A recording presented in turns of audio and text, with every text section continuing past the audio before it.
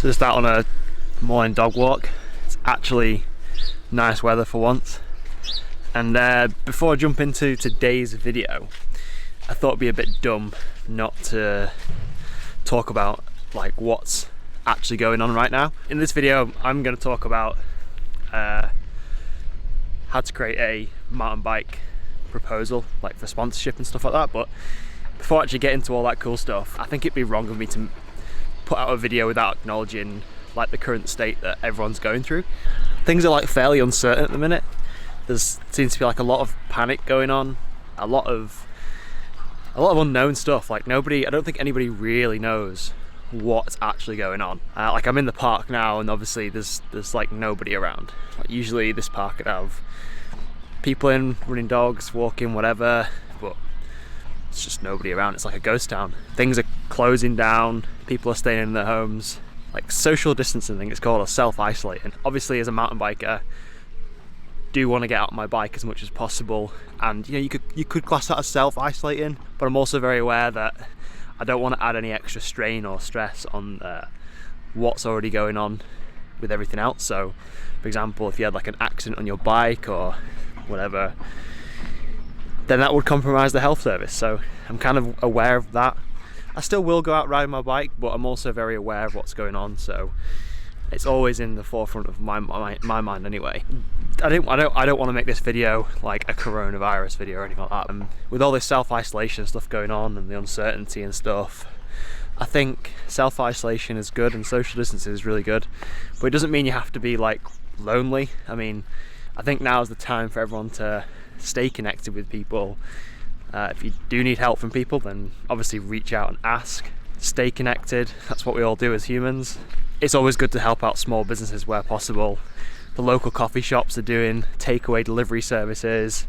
They're serving people through hatches in windows, just to keep business going and to keep people happy, and I guess to keep that connection going. So yeah, wherever you're watching this from, stay safe, stay productive, stay focused, and stay future orientated, I guess. Okay, so what I thought would be the best idea would be to bring up on my screen so you can see the template that we've used for the past couple of years in reaching out to brands and actually, you know, presenting them with our ideas, our proposal, what we've got planned, and them actually reaching back to us and how we've actually done it in a way that it's actually appealing to brands rather than, you know, you sending something off and then not getting a reply. So what I'll do is I'll jump over to my screen now and I'll show you the template and we'll go through it in detail. Okay, so over on my computer now, I have one of the example media kits or proposals on the page here. So I'm going to jump over and I'm going to show you, I'm going to walk through it and break down every single component of the proposal, and more importantly, like why it's there and why it works. This is a proposal I actually sent to a company called Leatt. The actual brand that we're sending this to doesn't matter in the context of this video. I just want to show you an example and we'll break things down. So throughout this whole piece, you'll notice that I always have the customer or the brand I want to work with in mind first. So it's very customer orientated. It's not too much focused around what we want to do, or what we want, or should I say. So I always start out the proposal with a big image that describes in a picture what it is that we're doing or who we are. So for example here, this picture probably could have been better if we had a picture of Kai in there as well, our white German Shepherd. But this picture to me is both me and Amanda riding together, we're having fun, we're both smiling, we're out, you know, this is what we do. And we're out there seeking thrills, which coincides with what Leatt want to portray in their marketing. Underneath that, we basically put a basic mission, who we are and what we can, you know, what we do. So this says, we are a mountain bike couple with a passion for pushing ourselves faster, playing with gravity and searching for the next thrill. Whether it's the next race or exploring undiscovered lands on a new adventure, it's a thrill of it all that we live for. And then I basically put in, oh, did I mention that we do all this with our trail dog Kai?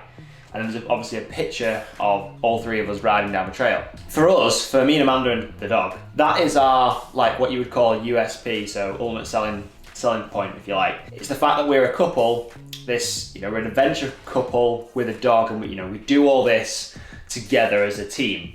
And that's kind of like what I believe makes us so attractive as a brand, as, you know, what we actually do. I'd always try and think about like what you offer, what you can offer to the brand you want to work with, and like what's unique about you. You don't have to be the next Loic Bruni or the next Steve Peat or anything like that, but I mean, there's probably something about you, whether you realize it or not, that you are really good at, and it's like the one thing that people follow you for and people want to see more of. That's kind of like the message or the idea that you want to base this around. So if we scroll down a bit here, I've got a full page now. This whole document is 6 pages long. The second page is basically a breakdown in photograph form what we do. So there's no writing on here, it just says here's what we get up to. There's a picture of like a cartoon drawing that Veronique Sandler drew for us. Shout out to her, she's great at drawing this sort of stuff. Basically there is a selection of images that shows what we do. Now, depending on which brand I'm reaching out to, I may change out some of these photographs. So this brand what we wanted to get across with this was that we were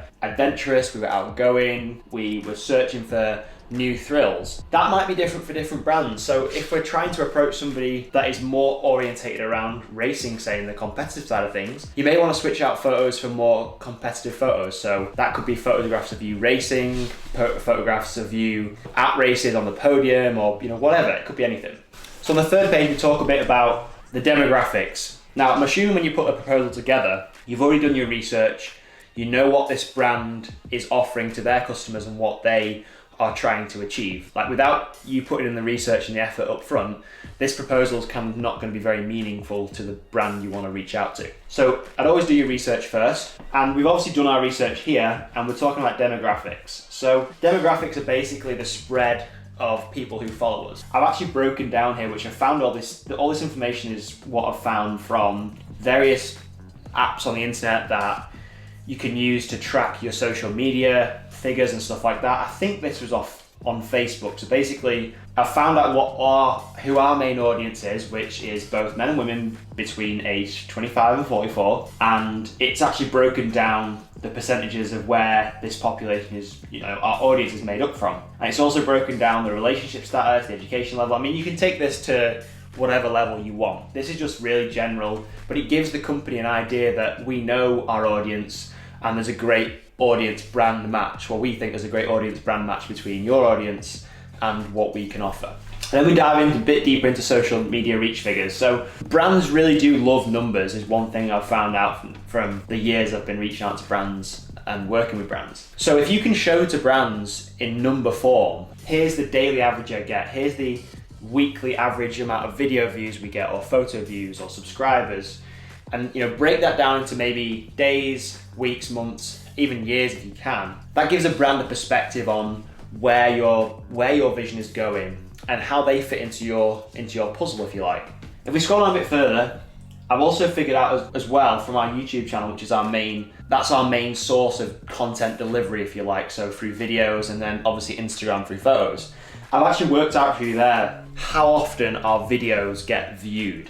As well as that I've also broken down the top viewed videos, and that is all based around challenges, pushing the limits, adventure, getting out of our comfort zones, all that kind of stuff, which to me is around this whole idea of thrill seeking, which obviously is coinciding with a brand's core value. I've given examples of that, so I've shown screenshots, and then I've also stated that the company will be sat there reading this and be like, okay, so what if all these videos are based around that? Like, what does that mean to me? I've come back with that and given an answer and basically said, all the outdoor brands that we work with, the calls to action in our videos are shown to over 89,000 people, and they're clicked nearly 3,000 times, even if that's at the end of a video. So that's basically telling a brand that if we work with you and your content or your product gets shown in our content, this is the likelihood of how many times people are going to see your product and the potential that they're going to click through and to your website or wherever.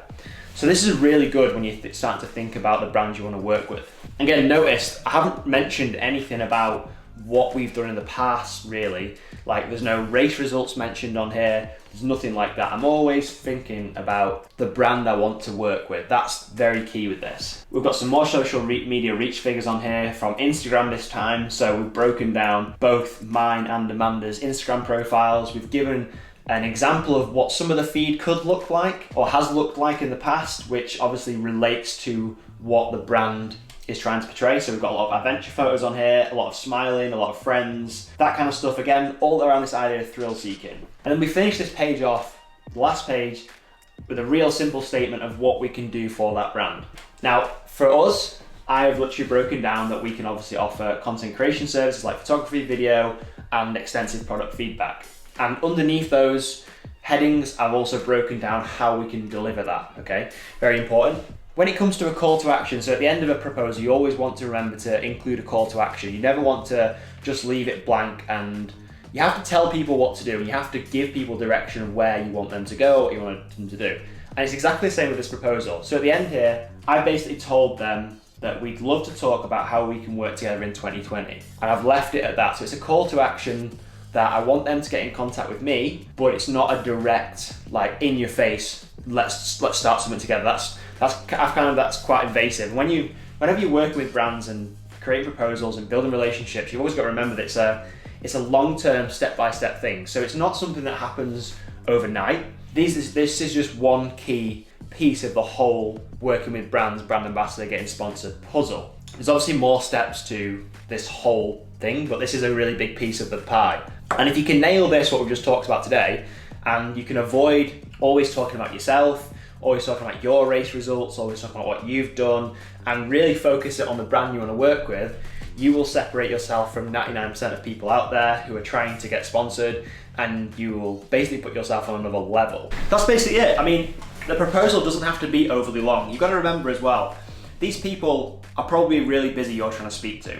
So you want something that is short, sharp, and to the point, and it gets their interest, enough interest for them to email you back and say, hey, let's talk more about what we can do. There's no mention of money in this just yet or anything to do with finances. We just want to share our ideas with the brand. So I hope you enjoyed the video. If this has been useful to you, let me know in the comments below, and the same as well. If you've got any questions around creating proposals, anything to do with becoming a brand ambassador or getting sponsored in sports or mountain biking, pop the question below in the comments and I'll get it answered. I want to make more content around this sort of stuff in the future, so if you do like this video and you found value in it, just give it a thumbs up. And as well, for anybody wondering, I use a program called canva.com to create this proposal. It's free. There is a paid version, which obviously you get loads of better perks for it. And on a final note, if you've not already checked out our Etsy store, I'll put it on the screen now and in the description below. We have a bunch of cool merchandise, so short sleeve and long sleeve t-shirts and jumpers, mugs, just some cool merchandise that Amanda's designed, and you should go check out. Stay safe, stay healthy, and stay as productive as you can.